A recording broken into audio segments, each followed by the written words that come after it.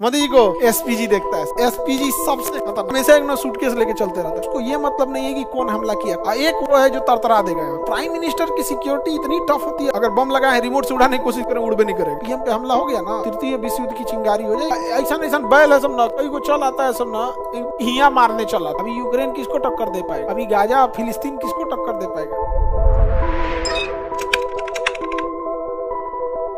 सुरक्षा के लिए अब हम लोग देखते हैं जो प्रधानमंत्री हो जाए राष्ट्रपति की सुरक्षा के लिए NSG, national security guards, NSG, इन्हें ब्लैक कैट कमांडो भी कहते हैं। ब्लैक कमांडो या ब्लैक कैट कमांडो, एनएसजी।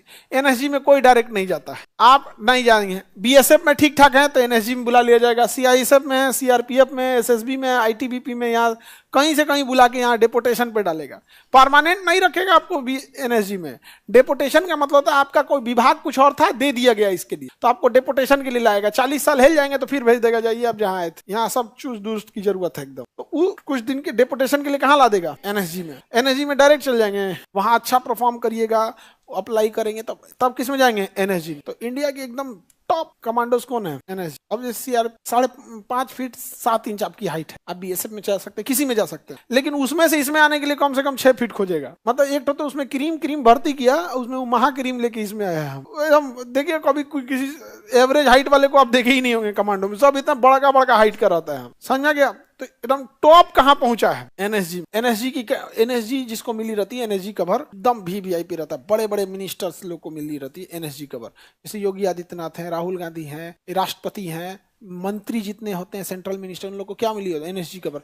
काले कवर लेके ऐसे देखे होंगे खड़े रहते हैं लोग, समझ आ गया कि नहीं गया उनकी सुरक्षा। अब एनएसजी में सबसे ठीक ठाक उसको एसपीजी ले जाता है, ये मोदी जी वाला है एसपीजी। मोदी जी को कौन देखता है, एनएसजी देखती है मोदी जी को ना, मोदी जी को एसपीजी देखता है। एसपीजी सबसे खतरनाक, स्पेशल प्रोटेक्शन ग्रुप, एसपीजी।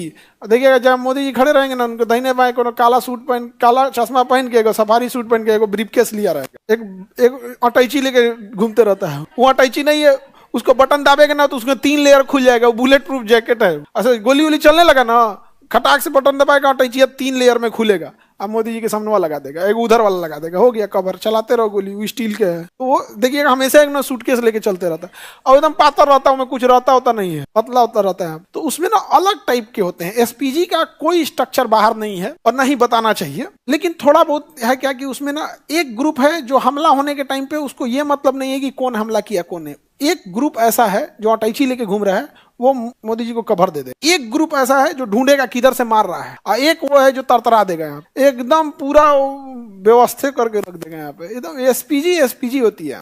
इसमें कितने कमांडो होते हैं भाई साहब, इसकी कोई गिनती आज तक किसी को नहीं पता है, किसी को कुछ नहीं पता। सबसे टॉप सिक्योरिटी एसपीजी। वो काला चश्मा पहने रहते हैं, वो इधर मुंह, जैसे उनको इधर देखना है ना तो मुड़िया इधर घुमा लेंगे, आंखिया से इधर देखेंगे, तो इसलिए काला पहनते हैं सब। इधरिया वाला अपने डराई लेके हमारा देख रहा है, देख तो रहेगा, इसको देखना होगा इधर ना तो इधर घूम जाएगा, अलग टाइप का होता है। और काला चश्मा पहने आपको एक साथ डबल को क्या कर दिया, कवर कर दिया, तो उनका अलग लेवल का होता है। और प्राइम मिनिस्टर की सिक्योरिटी इतनी टफ होती है, ऐसे थोड़ी देख सकते हैं। अब कहीं पे भी अगर प्राइम मिनिस्टर रहेंगे, आप पीएम यहाँ पे अगर खड़े हैं तो इसके चारों ओर कवर कौन दिया है, इसके बाद का जो कवर रहेगा ना एनएसजी का है, एनएसजी। इसके बाद का जो कवर रहेगा जेड प्लस, सीआरपीएफ का जेड प्लस, सीआरपीएफ का जेड, सीआरएफ यहाँ पर, ये हो गए आपके जेड प्लस, इतना भयानक। इसके बाद आपका रहेगा स्टेट कमांडो, जैसे बिहार पुलिस, बिहार में आएंगे तो बिहार पुलिस के कमांडो होंगे, इसके बाहर रहेंगे आप। इसके बाहर अगर रहेंगे तब रहेगी पुलिस। इसके बाहर कौन है, पुलिस। इसके बाहर अगर देखेंगे तो ट्रैफिक बंद कर देते हैं सब ना, देखना ट्रैफिक है, कोई गली से नहीं निकले, कोई इसमें नहीं निकले, सारा बंद कर देते हैं, तब जाके यहाँ रहते हैं हमारे। तब ना मोदी जी कहते हैं 56 इंच का सीना है, ऐसे ही बोल देगा कोई 56 इंच का है। और देश की सुरक्षा जरूरी भी है। देश की सुरक्षा भाई, उस व्यक्ति के, किसी देश के प्रधानमंत्री पर हमला, उस देश पर हमला होता है, इनकी सुरक्षा इस जितना हो सके। इसके ऊपर एयर विंग, जो वो क्या नाम है उसका, ये पूरा एरिया जो होता है ना, ये होता है इलेक्ट्रॉनिक कंट्रोल। यहाँ आपका मोबाइल काम नहीं करेगा, जितने एरिया में रहेंगे मोबाइल काम नहीं करेगा, रिमोट काम नहीं करेगा। अगर बम लगा है रिमोट से उड़ाने की कोशिश करें उड़ भी नहीं करेगा, तो जैमर लेके घूमता है इनके उसमें। नहीं कि कोनो फिल्म में देखते हैं बम लगा दिया हीरोगा, और रिमोट अब नहीं जाएगा, बैटरी ये नहीं है, फिर घूमेगा बैटरी उटरी खोजेगा। मतलब फिल्म का एक ही कहानी होता है, उतार चढ़ाव दिखाते रहो, लोग पब्लिक होते रहे, लास्ट में दबाएगा बम फूट जाएगा, इसे या जैमर लगा देगा, कोई जैम काम नहीं करेगा। तुम ड्रोन लेके उड़ाओगे ना, ड्रोनवा गिर जाएगा। अगर तुम्हें मन किया कि भाई हम ब्याह वाला ड्रोन खरीद लिए हैं, एकदम पास से फोटो खींचेंगे मोदी जी का, ना खींचा पाएगा। इसके आगे जाते ड्रोन यहीं गिर जाएगा, वहां जैमर लगा, उसको सिग्नल नहीं मिलेगा। और ड्रोन को जब सिग्नल नहीं मिलेगा क्या हो जाएगा, गिर जाएगा। कोई मोबाइल उस एरिया में कुछ भी काम करने वाला नहीं। ये वीडियो कॉल पे दिखाए मोदी जी भाषण दे रहे हैं, काम ही नहीं कर रहा है, नेटवर्क नहीं काम करेगा। आगे बढ़े। अच्छा, मीडिया वाले लोग का उनका अपना वो लेके घूमते हैं लोग, देखना ना, उसको एक टीवी टाइप का होता है, उसमें सेटअप लेके उनका पूरा सिस्टम लेके चलते रहते हैं, तो उनका उस फ्रीक्वेंसी से वो होता है वहां पे उनका। और सारे मीडिया वाले थोड़े घूम रहे होते हैं, एएनआई वगैरह को लेके चलते हैं कि कोनो मुंह में माइक लगा देगा। ये लोग के मुंह थोड़ी है, एएनआई हो गया, पीटीआई हो गया, आईएनएस हो गया, ये हो गया, 18 नेटवर्क हो गया अपना। बेसिकली एएनआई ले लिया तो एएनआई सबको नहीं होता है। मोदी जी आएंगे तो उनके साथ एक एएनआई का वो आता है, एएनआई है बड़का चीज। कहीं पे देखिएगा जो भी बड़का होगा ना तो एएनआई का कभी पत्रकार आपको नहीं दिख सकता, इसका रूल है। कभी भी एएनआई इंटरव्यू लेगी ना तो देखिएगा सामने से कोई सवाल पूछ रहा होगा और एएनआई का माइक लगा होगा, पत्रकार नहीं दिखेगा। वो न्यूज एजेंसी है, पत्रकार नहीं है। चाहे पीटीआई हो गया, वो चेहरा उनका नहीं दिख सकता। आजकल तो थोड़ा सा मीडिया में भी क्या है, थोड़ा ट्रेनिंग लेने की जरूरत है। बिना ट्रेनिंग का लेने के बाद क्या है, खुद की क्रेडिबिलिटी घटने लगती है। अब ऐसा नहीं है कि लोहा का पाइप खरीद लिया सवाल लोहा का पाइप खरीद लिए बाकरगंज से, यहाँ पटना में है ना बाकरगंज, लोहा का पाइप लगा दिया, ऐसे नहीं होता है। उसके लिए भी है क्या कि थोड़ा सा कैसे सवाल पूछना है, कब नहीं, पहले से तैयारी होना चाहिए। सामने बैठ के पूछता है, अच्छा फलानी ने बोला आपका क्या कहना है, ये क्या मतलब भाई, हमारा क्या कहना है, तो तुम्हारा क्या काम है। आगे बढ़े तो सबसे टॉप लेवल की सिक्योरिटी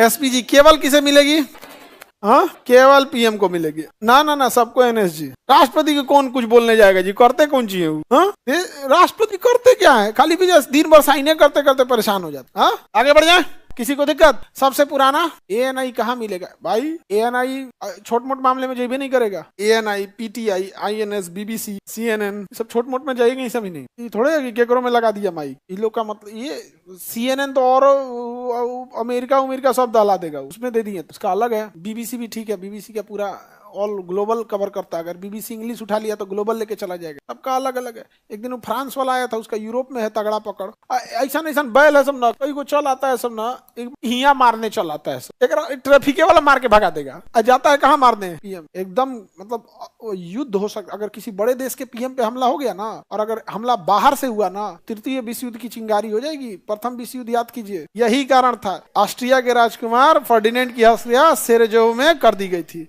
और प्रथम विश्व युद्ध हो गया था। और अगर ऐसा हुआ ना तो तृतीय विश्व युद्ध कौन देश बर्दाश्त करेगा जी, कभी नहीं कोई बर्दाश्त करने वाला है।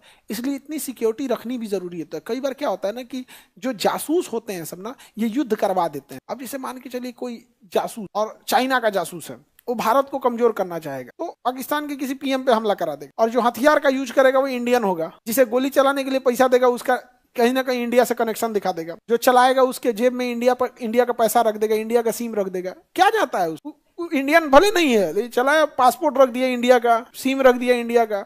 और जासूस होते हैं, उसका अरबों खरबों रुपया होता है। इंडिया में किसी को 2 करोड़ देगा, धाए दे उसका फर्जी आधार कार्ड बना देगा। 2 करोड़ में तो उसको भारत का विधायक घोषित कर देगा उसको।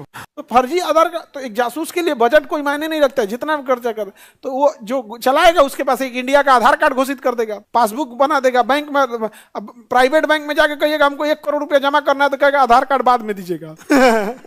खोल यार खोल, पैसा वालों का प्राइवेट में बड़ी इज्जत है। खोल खाल देगा वहां पे, एक आधार कार्ड बना दिया, उस पर गैस कनेक्शन लगा देगा, गैस कनेक्शन एंतन करके बना दिया, और उसको 1-2 साल की प्लानिंग करेगा, लगा दिया यहाँ पे। उधर मार दिया पाकिस्तान के राष्ट्रपति को, उसका जो मराया उसका पूरा इंडिया का मिल गया, दोनों लड़ गए सब। चाइना उधर से देख रहा है, लड़ाई हो रही है, क्या हो रही है, लड़ाई हो रही है। इसे चाइना का फायदा, क्योंकि चाइना का टक्कर देने वाला इंडिया लड़ जाएगा तो फिर अपने में उलझ के रह जाएंगे। अभी यूक्रेन किसको टक्कर दे पाएगा, पहले अपन सीधा तो, अभी गाजा फिलिस्तीन किसको टक्कर दे पाएगा, पहले सीधा खड़ा तो हो जाए। युद्ध बहुत खराब चीज होता है, इसलिए इतनी सुरक्षा देना जरूरी नहीं कि आपको केवल और केवल हमलावर से है। कई बार किसी दूसरे के बंदूक रख के कोई और चला दे, फंस जाते हैं।